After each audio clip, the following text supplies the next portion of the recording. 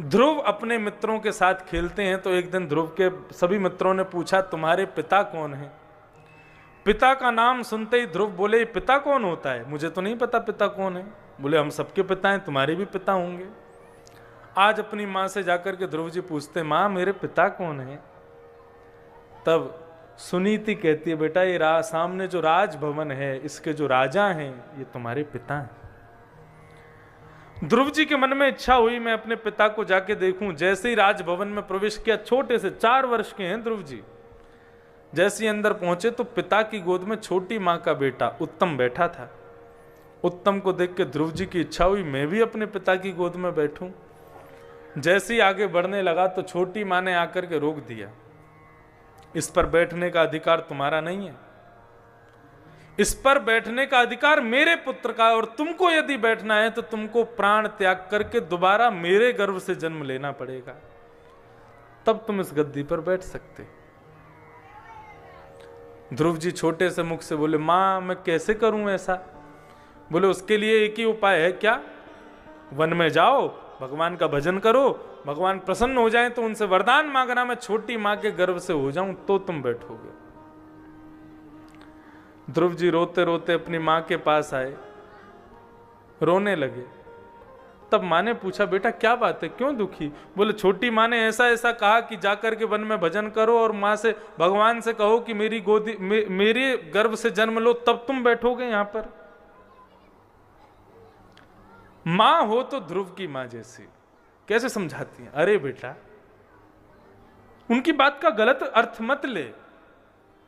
अरे मैं तो तुझे तेरे पिता की गोद में बैठने के लिए कह रही थी, लेकिन तेरी छोटी मां ने तो तुझे परम पिता की गोद में बैठने के लिए कहा है। ऐसी मां होनी चाहिए जो बालकों को किसी के प्रति भी कभी भी दोष बुद्धि प्रकट ना करवाए। नहीं उनके पास नहीं जाना, वो ऐसे हैं, वो उनके पास नहीं जाना, ऐसे हैं। सबके प्रति प्रेम भाव रखे। ध्रुव जी से उनकी मां ने कहा बेटा तू कल नहीं परसों नहीं, तू आज अभी जा वन में, और वन में जाकर के भगवत प्राप्ति कर ले। छोटे से 4 वर्ष के ध्रुव जी अपनी मां को प्रणाम करते हैं, वन की ओर प्रस्थान करते हैं। तभी नारद जी महाराज को पता चलता है कोई भक्त तपस्या के लिए जा रहा है छोटा सा। नारद जी बोलते हैं इसको जाकर के इसकी परीक्षा लें। नारद जी प्रकट हो जाते हैं, ध्रुव जी को कहते हैं बेटा कहां जा रहे हो। बोले हम कहीं भी जाएं, आपको क्या, आप कौन। बोले हम अपना परिचय बाद में देंगे, पहले ये बताओ तुम कहां जा रहे हो, क्यों जा रहे हो। बोले हम वन में जा रहे हैं भगवान को पाने। बोले वन में भगवान नहीं रहता, शेर चीता भालू ये सब रहते हैं, तुम्हारे जैसे बालकों को फाड़ देते हैं, खा जाते हैं, चलो जाओ घर जाओ, मां के पास रहो। ध्रुव जी महाराज बोले आप कौन हो, अपना परिचय दो पहले। नारद जी बोले मैं नारद हूं। ध्रुव जी बोले झूठ मत बोलिए, आप नारद नहीं हो सकते, क्योंकि मेरी मां कहती है नारदो देव दर्शन।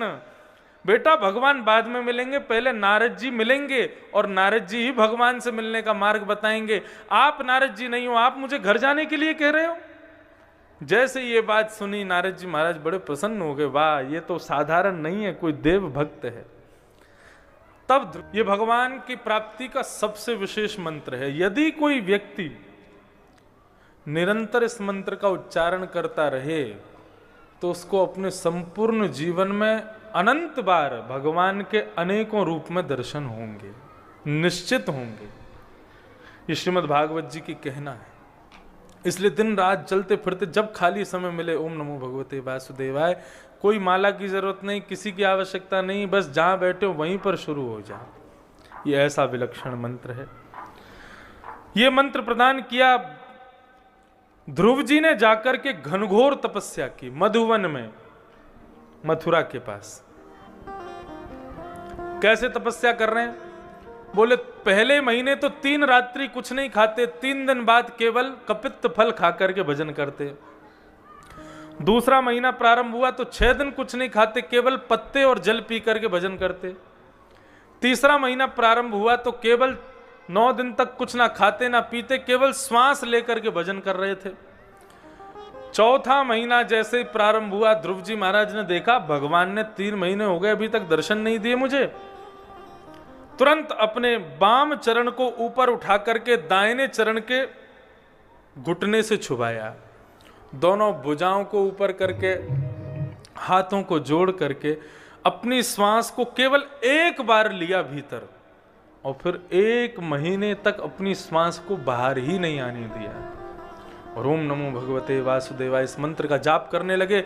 जैसे ही ध्रुव जी ने श्वास लेना बंद कर दिया, देवता हाहाकार मचाने लगे, भगवान के पास दौड़े दौड़े गए, प्रभु आपका भगवत निष्ठ एक नन्हा सा बालक भक्त आपकी प्रतीक्षा कर रहा है, जाके दर्शन दो।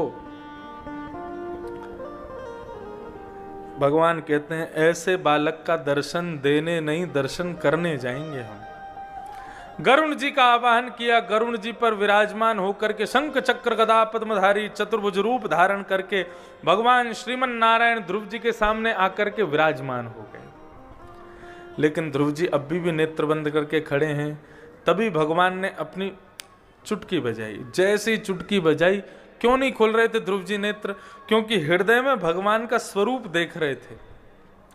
जो स्वरूप हृदय में दिख रहा था वो जैसे ही अंतर ध्यान हुआ, अंतर ध्यान होते ही ध्रुव जी व्याकुल हो गए। कहां गए भगवान? मेरे हृदय को छोड़ करके कहां चले गए?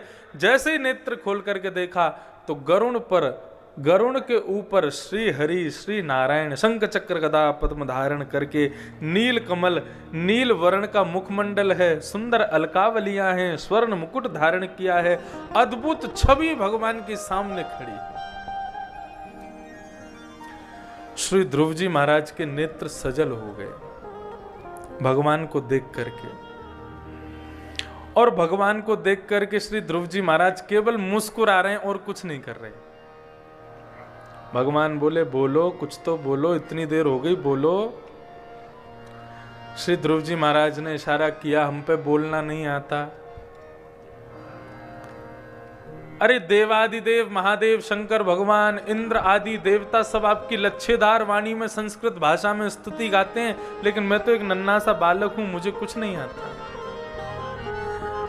तब भगवान ने पशपर्श बालम कृपया कपोलो, अपने शंख को जाकर के ध्रुव जी के गाल से ऐसे छुपा दिया और छुपा करके भगवान मुस्कुराने लगे। संपूर्ण वेद वेदांत का ज्ञान ध्रुव जी को हो गया।